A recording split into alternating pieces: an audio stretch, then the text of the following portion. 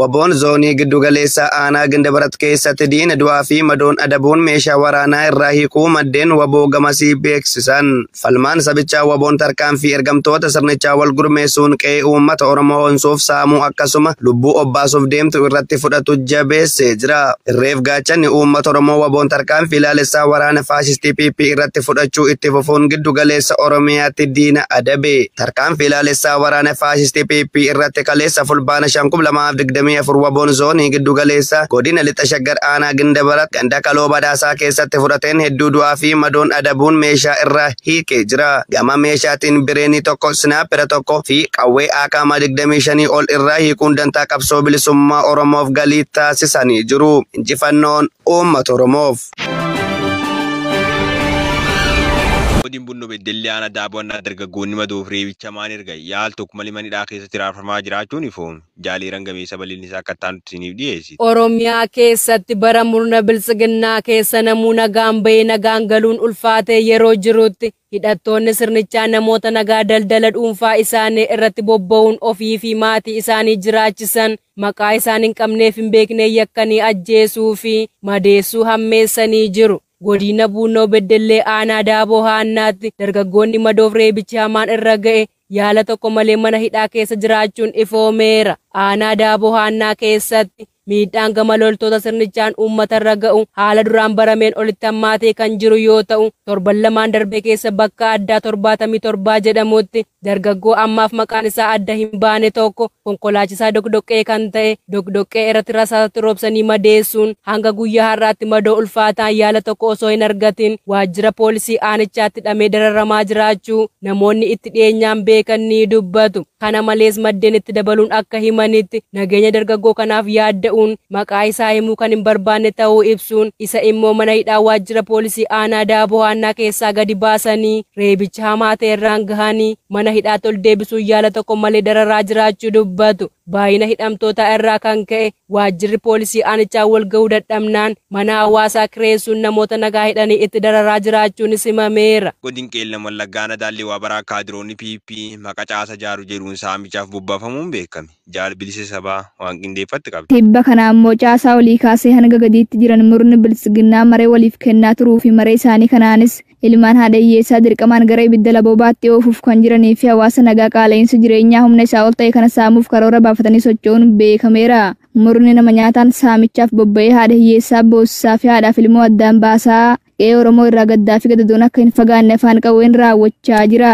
Haaluma kanaan godina Qeellam Wallaggaa Aanaa Daallee Waabaraatti kaadiroonni PP maqaa caasaa ijaaruu jedhu da'oo godhachuun uummata saamuuf kibxata darbe fulbaana 2024 namoota 166 mooduun saamichaaf gara ganda baadiyyaatti ergaa jiraachuu maddeen keessoo PP ONM itti himan. Oduuma wal fakkaatuun aanichuma ganda duwwaa lamaa keessatti guyyaa kaleessaa fulbaana 2024 waraanni bilisiginnaa tokko mooraa keessaa miliquun hawaasa irratti saamicha daangaa hin qabne raawwatee badee jiraachuus jiraataan gochaa kana ijaan arge ibseera. Godin Wallaggaa Nagiddaa Ayyaanaa magaalaan Gargootee irra fincaalii namaaraa dargaggoo tokko butuun qarshii miliyoona tokko gaafatan. Jaalmoo Isabaa waan qindeeffate qaba. Finxaaleeyyiin Amaaraa Faannoo jechuun of waaman deeggarsa ergamtoota bilxiginnaan laga mormorceanii dachee Oromiyaa irra qubachuun hanga funyaanitti meeshaa hidhachiifaman yeroo adda addaatti ilmaan Oromoo irratti gochoota suukkanneessoo raawwachuu akkuma itti fufanitti jiru. Haaluma kanaan godina Baha Wallaggaa Aanaa Giddaa Ayyaanaa magaalaa Angarguutee irraa finxaaleeyyiin Amaaraa dargaggoo tokko butuun qarshii miliyoona tokko gaafachaa jiraachuun himame. Guyyaa kaleessaa jechuun gaafa fulbaana 2024 gara galgalaa finxaaleeyyiin Amaaraa nama 8 ta'anii ilmaan Oromoo ukkaamsuuf gaadan dargaggoota lama kanneen ooyiruu isaanii keessaa boqqolloo eeggachuuf deeman keessaa dargaggoo maqaan isaa Abbushaa Kifiluu jedhamu ukkaamsanii bakka buutee isaa dhabamsiisuu namoonni itti dhiyeenyaan beekan arraata biyyoolessa Oromiyaaf eeran. Akka maddeen eeranitti kun kan yeroo calqabaa akka hin taane himuun maatii dargaggoo kanaatti bilbiluun qarshii miliyoona tokko gaafachaa kan jiran ta'uu fi guyyaa beellamamee darbe jennaan akka dargaggoo kana ajjeesan dhaadachaa jiru jechuun dubbatu. Godina Horroo Guduruu Wallaggaa Jimmaa Gannatiitti ergamtoonni bilchiginnaa maqaa miseensummaa jedhuun hawaasa irra maallaqa saamaa jiraachuun himame. bal'inni isaa akka taanutti isiniif dhiyeessine. Impaayirri gammaraan kufaatiin isii mirkanaa ergamtoota isiitiif illee sabab kufaati diinagdeef jecha mindaan kaffalamuuf rakkoo baajatarraan kan kawaan hin jirre. Caasa sadarkaa oliin gadi tajaajila waliif kennuun loltootaaf kaabinoo sirnicha uummata bobbaasuun saamichi daangaa kan ilmaan Oromoo irra raawwachaa jiru. Akkaataa kanaan godina Horroo Guduruu Wallaggaa Aanaa Jimma Gannatiitti ergamtoonni bilchiginnaa maqaa miseensummaa jedhuun hawaasa nagaa saamutti fufanii jiru. Gandi biqiltuu Qidaamee jedhamu keessa yeroo amma waraanni sirnichaa milishaa fi riphee jedhamuun beekama hawaasa daldalachuuf guyyaa roobiif sanbata duraa garba gabaa gandicha keessatti argamu gabaa Qidaamee jedhamuun beekam deeman maqaa miseensummaa jedhuun kaffaltii nagaa hin qabnam tokko irraa qarshii 50 guuraa jiraachuu jiraattonni dubbisnarraatti biyyoolessa Oromiyaa feeran maddeen itti dabaluun akka jedhaniin namni qarshii 50 kaffal gabaa deemee daldalachuu kan hin dandeenyeef miseensa waraana bilisummaa Oromoo jedhamuun kan tumamuuf hidhame yoo ta'u sabab kanaa yeroo amma hawaasni dararaa argaa jiraachuu illee dabaluun dubbatan. Garuu duuka hin biyya larraa argannee yoo dabarre geejjibni meeshaa waraanaa akkasumas keessa Yuukeen sirna misaayila 650 gara Yuukireenii erguuf jaalurgufa diinaa waan qindeeffatu qaba. Yuukireen ittisa qilleensa ishee guddisuuf sirna misaayilaa ispeeshaalistii haaraa 650 akka ergitu Landan jimaataa irraa ibsiteetti. Kunis pirezidaantii Yuukireen Volodimir Zelenskiin saffisa geejjibaa meeshaa waraanaa erga qeeqee 7 muraasa booda. Sirnoonni laayitweeyit maltiirool misaayil laamaamaa jedhaman kanneen garee jalqabaa garee ittisa Faransaay Taales jedhamu irraa hojjetaman dhuma waggaa kanaatti erguuf akka turan mootummaan kan ibse yoo ta'u sababiin isaas gargaarsa saffisiisuuf akka ta'e barameera. Paakeejiin paawundii miliyoona 162 doolaara miliyoona 213 kun walgahii jimaataa irraa michoota Yuukireen warra dhiyaa Jarmanitti taasisamuun ministeera ittisaa Joon Heeliin sirnaan kan ifoomsu ta'a. Waadaan haaraan kun ittisa qilleensa Yuukireeniif jajjabina guddaa kan kennu yoo ta'u mootummaan keenya haaraan Yuukireeniif deeggarsa cimsuuf kutannaa akka qabu kan agarsiisudha jechuun ibsa kennaniin dubbataniiru. Guyyoota dhiyoo asitti haleellaa loogii malee Raashiyaan Paaltoovaa fi Laviif irratti raawwatte gatii gaddisiisaa argineerra.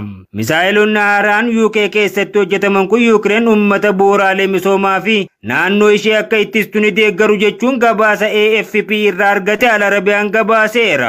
Shaggaraara sulultaa keessatti hidhamtoonni yeroo dheeraaf hidhamanii jiran haali yaaddessa keessa jiraachuu maddeen irraatti biyyoolessa Oromiyaa feeran bal'inni isaa akka taanutti isiniif dhiyeessin. Uummatni nagaa qabanii dararurra maddee rakkoo impaayiritti kana maal jedhanii taa'anii wal mari'achuuf uummata dhaggeeffachuun osoo jiru murni bilchiginnaa afaan qawwee qofatti amanu qaam dirreerras lolliisi namoota nagaa waa'ee siyaasaa qubiin qam jumlaan guuree manidhaan naqe dararu jabeessee jira. Abbaan akka nagaan dalagee ilmaan isan guddifan irra manidhaattu guruu maatii jiru gada doof saaxilaa kan jiran loltoonni murfaashisti PP ergamtoonni isaanii yeroo ammaa qayi namoota baay'ee gulguleessaa jiru. Kaab shaggaraana sulultaa gandoota kunoonnoo saayyoo gaara ligeeffan daweezaroo jedhaman keessa namoota nagaa hojiilee adda addaa irra bobba'uun ofiif maatii isaanii jiraachisan. Kanneen maqaan isaanii Yoomiif Darajje Girmaaf Injiinar Tullulataa magaal sulultaa keessa qaban yoo jedhani. Gandoota armaan olitti heeraman keessa ammoo namoota maqaan isaanii Shaalloo Taaddasaa, Seefuu Dabalaa, Toomaas Dhugumaa, Baayyuu Lishaan, Asnaaqa Dabalaa, Mulu Tarrafaa, Tarreessa Darajje Warquu haadman isa waliin. Aseellafa Taaddasaa haadhmaati sadii kan taate magaalaan icha Caancootti baata furiif isaa ol hidhamanii gidirfamaa jiraachuu jiraattonni dubbatu. Akka maddeeniif jiraattonni jedhaniin namoonni kunneen dhukkuboota gargara kan qabaniif yeroo ammaas dhukkubi isaanii manidhaa dhiphoo keessa gidirfamaa jiraachuullee itti dabaluun dubbatan. Godilli Wallaggaana Boojii Dirmajii keessa waraanni murpiippii uummata saamaa jiraachuu jiraattonni gabaasan.